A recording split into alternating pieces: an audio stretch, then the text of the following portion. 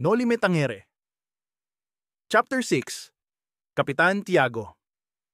Balik tayo sa bahay ni Kapitan Tiago, hindi para makiparty, kundi para kilalanin siyang mas mabuti. Sino nga ba talaga si Kapitan Tiago? At bakit siya mahalagang piraso ng puzzle sa kwento ni Ibarra? Sino nga ba si Kapitan Tiago? Ang buong pangalan niya ay Don Santiago de los Santos, pero kilala siya sa tawag na Kapitan Tiago. Hindi dahil kapitan siya ng barko, kundi dahil dati siyang gobernadorcilyo, parang mayor o barangay captain ng bayan. Si Kapitan Tiago ay isa sa mga pinakamayaman at pinakakilalang tao sa Binondo.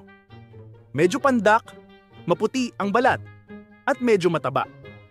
Mukhang mas bata siya kaysa sa tunay niyang edad, at kahit palaging may buyo sa pisngi niya o nagpa-practice ng betel nut chewing, maputi pa rin ang ngipin niya. Pero ang tunay na yaman niya ay hindi lang sa anyo. Siya ay isang malaking landlord sa Binondo. May mga hasyenda sa Pampanga at Laguna. May negosyo na opium, kasosyo ng Inchik, Zakati Supply, nagbebenta ng damo, literal na damo pang kabayo, at pagkain para sa mga preso sa bilibid. Isa rin siyang eksperto sa pakikisama. Kaibigan siya ng mga praile, ng mga opisyal, ng mga Inchik, lahat. Isa siyang super networker. Sa mata ng simbahan at ng pamahalaan, siya ay isang mapagkakatiwalaang Pilipino. Tahimik, masunurin, at laging may regalo tuwing may birthday, name day, o bisita ang mga opisyal. Tandaan, si Kapitan Tiago, ang tunay na pangalan ay Don Santiago de los Santos. Hindi siya elected official. Yung kapitan ay honorary title lang bilang dating gobernadorcilyo. Ang kanyang relihiyon, ginto ang panalangin. Sa religious aspect, top tier din siya.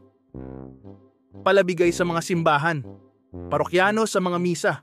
Pero hindi dahil banal siya. Ginagawa lang niya to para ma-bribe si God na bigyan siya ng blessings.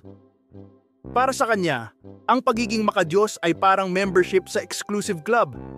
Magbayad ka ng dasal, donasyon, kandila, at magpamisa ka, may bonus kay Lord. VIP ka sa langit. Kung may heavenly bribery scheme, siya na ang bida. Ang tanong, galing ba sa puso o pakitang tao lang? Kapitan Tiago's Room of Saints. More like a horror exhibit.